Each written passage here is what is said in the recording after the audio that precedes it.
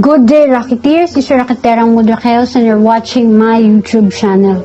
So for today's vlog, mga ka-Rocketeers, meron po isang tao na humingi sa atin ng tulong at ang netizen po na ito ay nabugbog ng mga di nakikilalang lalaki sa kahabaan ng Quirino Avenue sa may Tambo, Parañaque City, mga ka-Rocketeers.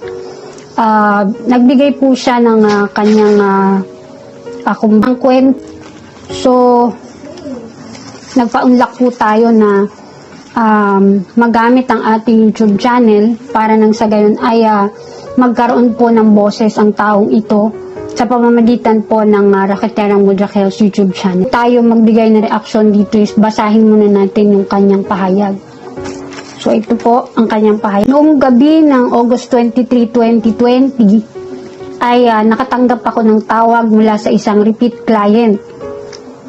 Sabing magkita daw sila sa isang lugar sa Tambo, Parañaque City. Ito daw po ay sa isang restaurant sa tapat ng Pearl Plaza. Actually, nung tumawag itong client na ito ay hindi daw pumayag ang ating biktima na pumunta sa meeting place nila dahil sobrang gabi na rin po. Tumawag daw ito mga bago mag alas 6. So, syempre, mga alas 6, alas 7, gabing-gabi na nga rin naman. Pero hindi daw pumayag itong repeat client na ito, kundi nagpumilit na magkita pa rin sila. So, dali-dali daw pong nagpunta ang biktima sa Pearl Plaza. Pero dahil nga wala pa daw doon yung kausap niya, minabuti po nitong biktima na magpunta muna sa ang nakalagay dito is nagpunta siya ng una sa hallway ng View Hotel. Ngunit pinaalis siya doon ng isang security guard dahil tama nga naman, private property nga naman yon. So ang ginawa po nitong biktima ay nagpunta siya sa poste sa may baba ng hotel. Okay? Kumbaga nasa sidewalk na siya, mga ka-Rocketeers.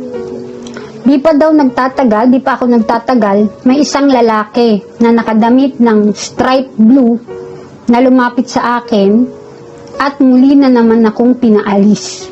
Dahil private property pa rin daw yung kung nasaan ako.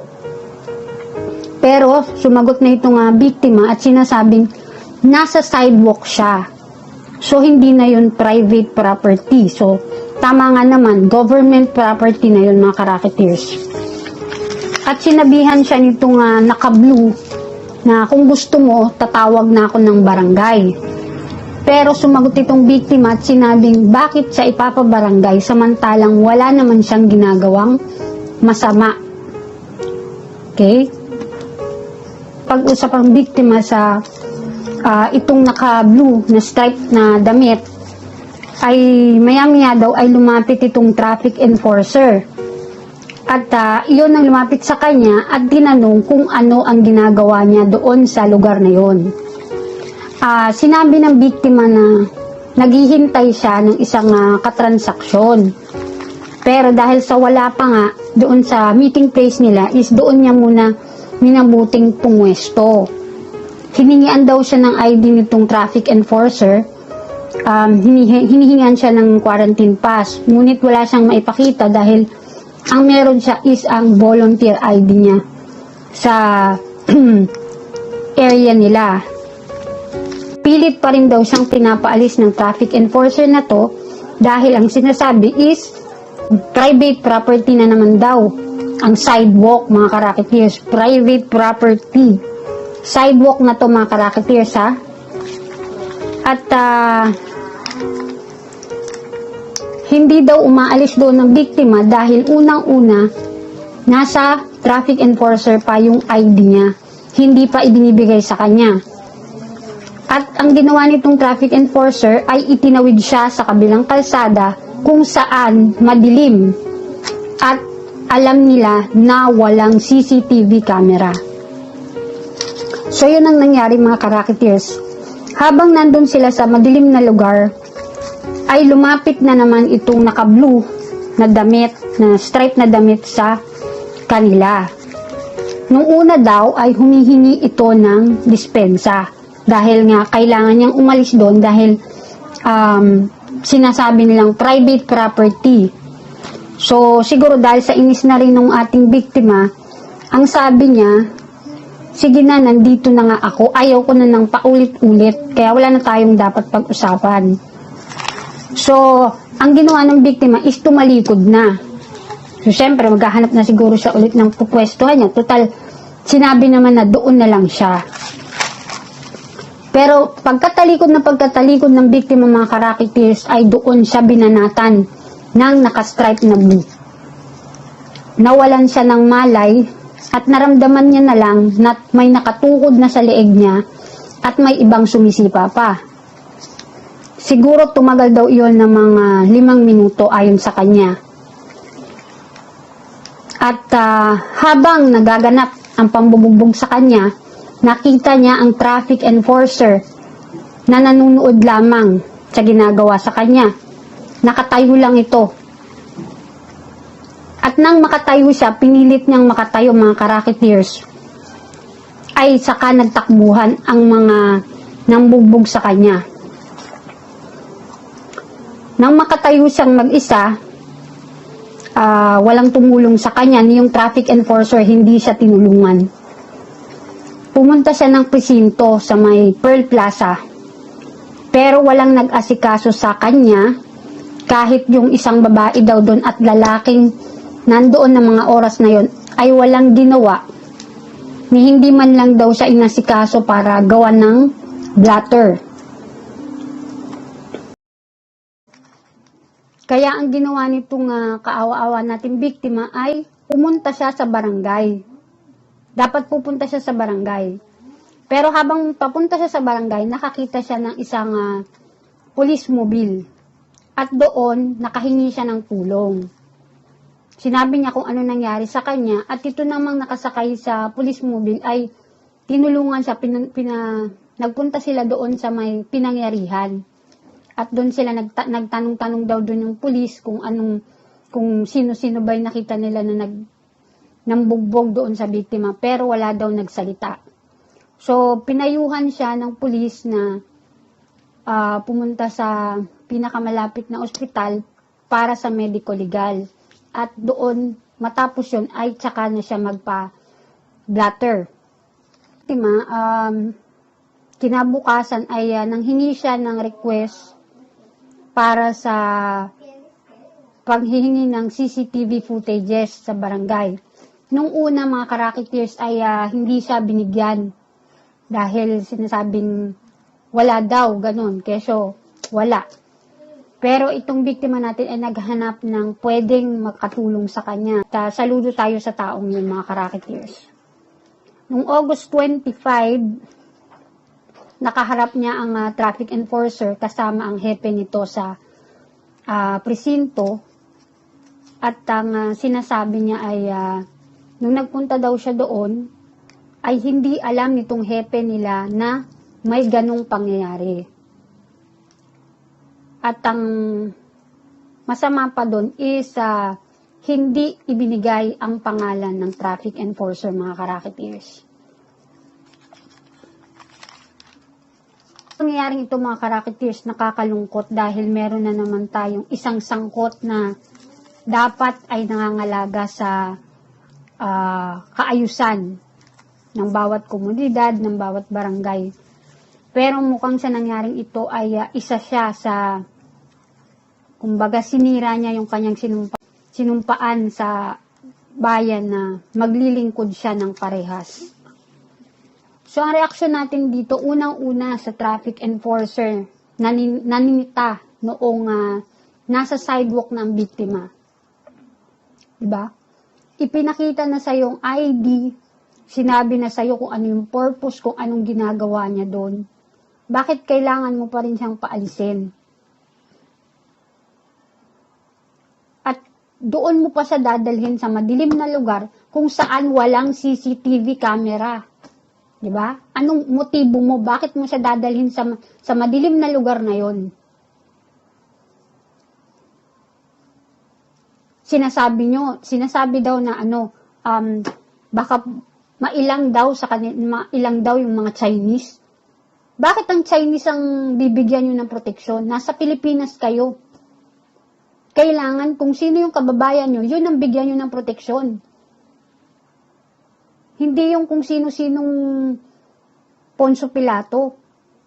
Dahil ang mga Chinese, salta lang yan. Hindi nila pagmamayari ang Pilipinas. Siyempre, pera-pera, di ba? Kaya tayo gumagalaw para sa ibang nasyon. Pero hindi yun na isang dahilan para manakit ka ng kapwa mo. O para makipagsabuatan ka sa kung sino, para lang saktan yung isang tao na wala namang gustong gawin kung hindi kumita lang.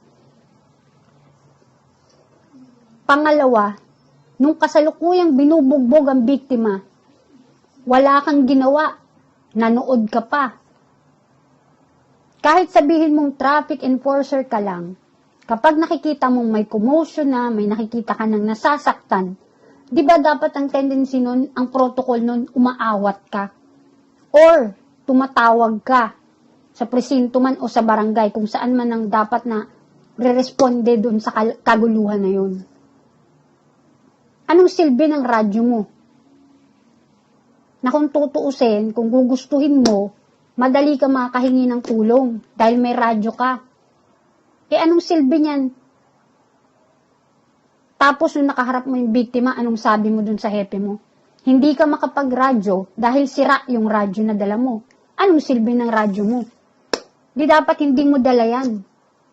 Dapat pinagawa mo yan para magamit mo sa trabaho. Hindi yung ipinang-display mo lang. Or kahit sabi mo hindi ka tumawag ng radyo, napakalapit lang pala ng presinto o ng barangay doon, sana tumawag ka ng barangay o kaya ng pulis para hindi nasaktan yung biktima. Out natin yung repeat client ng biktima na siyang dahilan kung bakit pumunta yung biktima doon sa lugar. Yun ay dahil sa makikipag-transaction kayo doon sa biktima. Pero, ngayon na nagkaroon ng kaguluhan, nasaktan itong katransaksyon ninyo, is wala kayong ginagawa para tulungan siya. Dapat nga nung time na nagkaroon ng kaguluhan, na nabugbog siya, kasama kayo na pumunta sa barangay o sa pulisya para ba maging witness na talagang pinapunta nyo siya dun sa lugar na yon, kaya siya naghihintay doon. Tapos sana kahit, alam nyo yung pampalubag loob na bigyan nyo man lang siya ng pampamedico legal niya, pampagamot sa kung ano man yung natamon niya doon sa lugar na yon, nang dahil sa pagpapapunta nyo sa kanya doon. Hindi yung pinapatayon nyo daw ng cellphone yung biktima kapag tumatawag sa inyo. Na hindi naman kayo hihingian ng milyon-milyon ng biktima kung hindi manghihingi lang ng konting assistance sa inyo para makapunta sa pulisya o kung saan man dapat na mag-ano ng kaso. Dahil kayo yung dahilan kung bakit nagpunta yung biktima sa lugar. Kung hindi dahil sa tinawagan nyo siya, hindi pupunta yung biktima doon sa lugar kung saan nasaktan pa siya. At ngayong nasaktan siya, wala kayong ginagawang tulong o hindi man lang kayo mag-reach out doon sa biktima na sabihin nyo na, sige, sasamahan ka namin na pumunta sa ganito kasi mag-witness kami na kaya ka namin pinapunta doon dahil sa ganitong purpose. Di ba dapat ganun? Kung talagang meron kayong pakikipagkapwa-tao, nakisama sa inyo yung tao, pumunta doon sa lugar na yon kahit hindi na siya pumayag dahil nga gabing-gabi na nang tumawag kayo. Sana bigyan nyo man lang siya ng konsiderasyon, maging cooperative kayo para masolve yung kaso.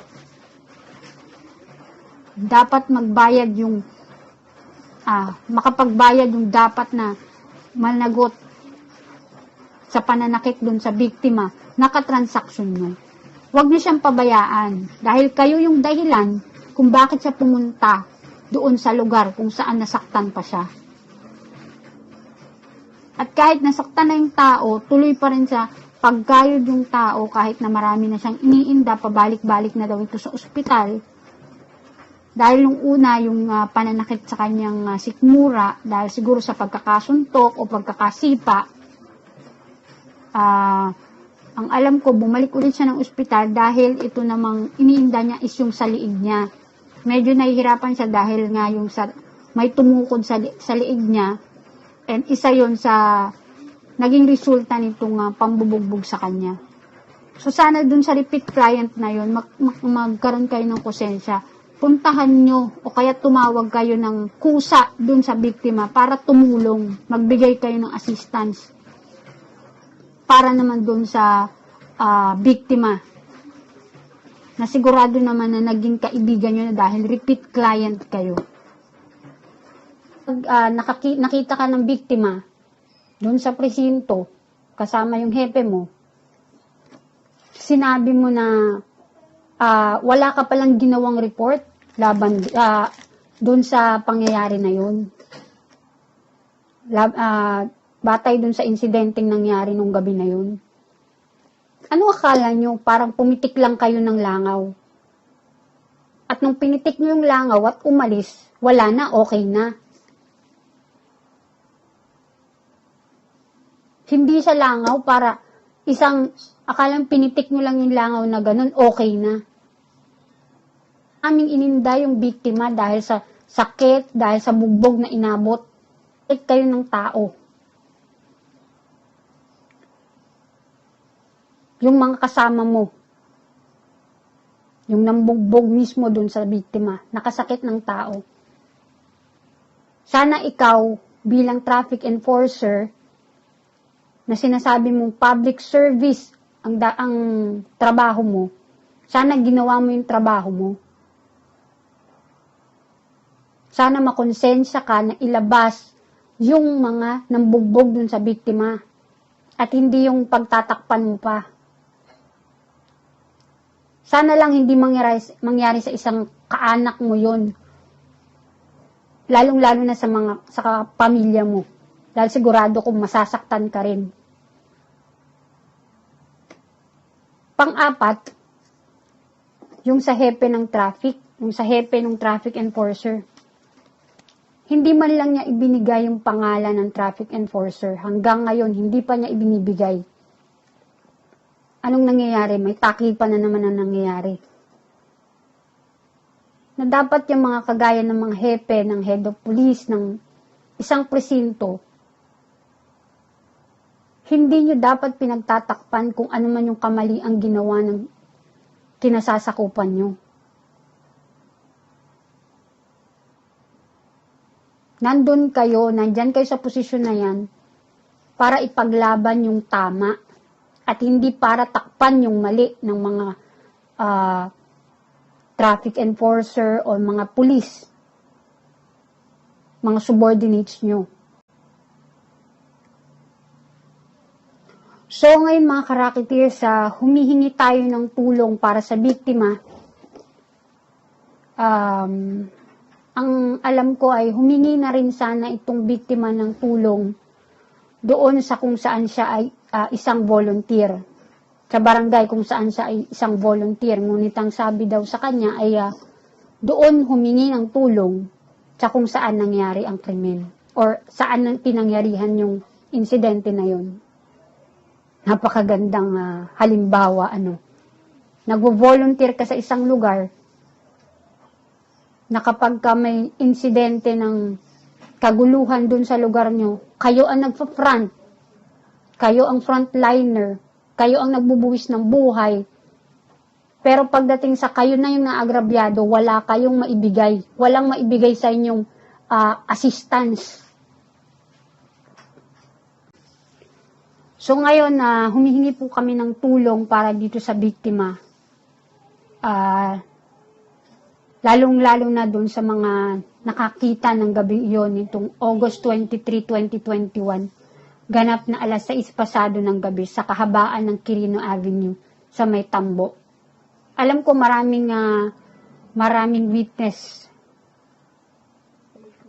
Dahil sabi ng biktima ay habang binubugbog siya ay maraming pumalibot sa kanila. Ni isa man lang sa kanila ay walang nagawang tulong.